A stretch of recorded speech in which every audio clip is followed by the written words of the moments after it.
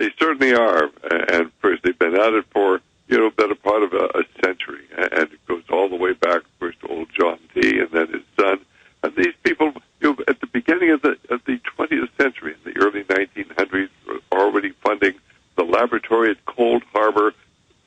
Was busy creating new diseases at that time.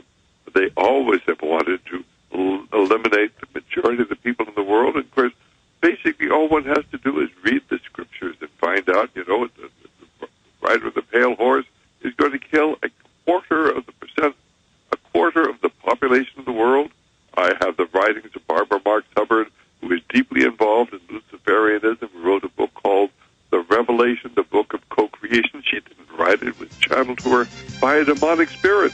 Boy, she said, we're going to kill a quarter of the population of the world, but that is not your job. That is ours, my dear, because we are the riders of the pale horse death.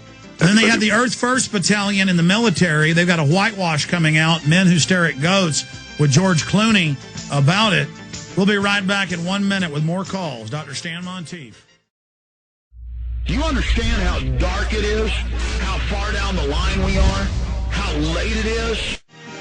Coming up, our maximum alert dealing with the troops being deployed all over the United States, what's happening with the flu, your calls, and a lot more. Dr. Stan Monteith of RadioLiberty.com is our guest. A lot of great books and videos, materials available at RadioLiberty.com. We're very thankful for him joining us. I want to get him back up about eugenics in the near future. In fact, Doc, I keep meaning to come out and interview you for a new eugenics film I'm working on. So we need to set that up. I'm also interviewing Dr. Blaylock for it. Let's talk to Mike in Mass. Mike, you're on the air. Go ahead. Hi, Alex. Hi, Doc. How are you doing? I'm doing fine. That's good. I'm a nursing student in Massachusetts, and I brought up to my dean the first day of classes the Massachusetts Bill 2028 about the forced inoculations. And she told me that, she advised me that it'd be wise if I didn't tell the other students about this bill and the effects of it. They have the bill to come in your home and forcibly take your children and inoculate you. That's on mainstream news, and you're not supposed to talk about it, though, because in America you're not allowed to? Exactly, but I took the liberty upon myself to take the video that was posted on your site with the judge yesterday, and I went on Facebook, MySpace, Twitter, all those globalism websites, and used it against them and started spreading the word. And I call all Massachusetts residents to do the same. We have to use this technology. But hold on, who told you you're not supposed to talk to people? The dean of my department of the nursing program. And you're just not, in America, you can't talk about what's on the news or what's being debated in the newspaper. That's the new freedom. That's the freedom, but I went against her orders, as a true patriot does. Who are, Dr. Monteith, who are all these people that just gleefully serve evil? Well, unfortunately, a lot of them just want to go along and get along. They think that, if they just go along and this is not going to affect them. They don't understand that if they serve these evil forces, eventually they themselves will be destroyed. And I saw Germany. I was a military officer, medical officer, and I was in Germany after the Second World War. I saw their cities in rubble. I mean, total destruction of many of the major cities over there because the good people did nothing. And that old adage is so true. All that's necessary for evil to triumph is the good people do nothing. But we have to be involved, and we have to be involved now. And there is a growing awareness across the country. I know you sense it, and I sense it, of the people who are on the front lines of this what's going on sense it. And I think a lot of people in the medical profession are up in arms. And if they'll just stand together and just say, we're not going to do it. I will tell you, since I am in the medical profession, I get all sorts of things from various government agencies, and they're putting on special seminars. How are we going to convince the people who are healthcare workers to take this vaccine because they don't want to take it? How are we going to get them to do something they don't want to do? Here's what you do, and they lay out a whole plan for them. Well, doctor, hold on. You said you could stay. Can you do one more long segment to finish up telling us about that, and then take some more calls? Okay. Because, again, I see this more and more as we're winning. People are waking up to vaccines, so they're trying through fear to push it on us. I see this almost as a failing forward or fleeing forward. Doctor? I agree with you. I think that this is the greatest issue from our point of view, because now suddenly this is not what's going on over in Iraq. This is not the genocide that's being carried out over in Africa. This is going to affect people in this country.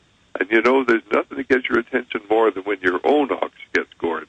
And I think a lot of healthcare workers are going to be up in arms about this. And I'm just... Oh, they are. I've got an article about big demonstrations forming around the country of healthcare workers. Anything else, Mike and Mass? Yeah, I just wanted to end with, if they do pass this bill in Massachusetts and police officers do go house to house or business to business, there will be, you could say, a second shot heard around the world that referring to the original American Revolution. Yeah, well, that's the thing. If 1% of citizens don't take the shot and fight back, that's 3 million people firing weapons at police. We don't want this to happen because the New World Order wants to start this war.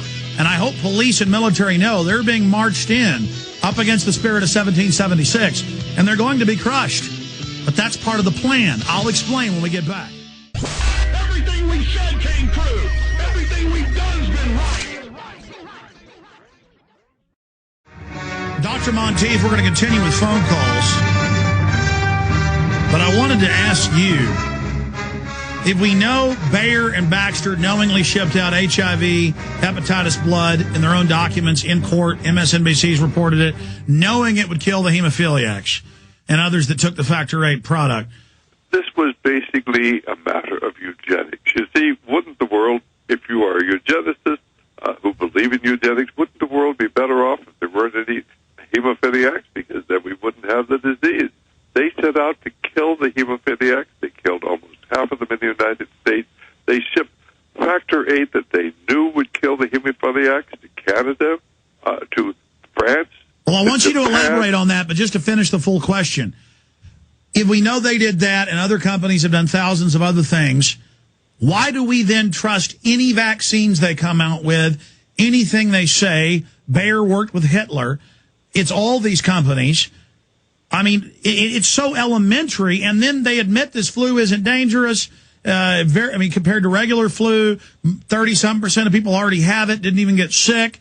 I mean, just how is it, why aren't people waking up quicker? Well, what we need to do is simply keep talking and talking about it. I'm sure you're well aware of the fact that Baxter said, a massive batch of influenza vaccine to Europe that actually contained the deadly H1N5 or H5N1 avian flu viruses.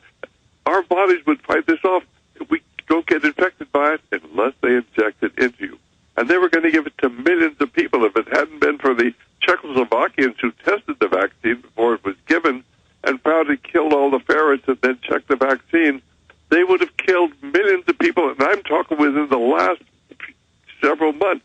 This happened, and Baxter said, oh, gee, we just have no idea how the deadly virus got in our flu vaccine. Let me ask you this. Believe it for a minute.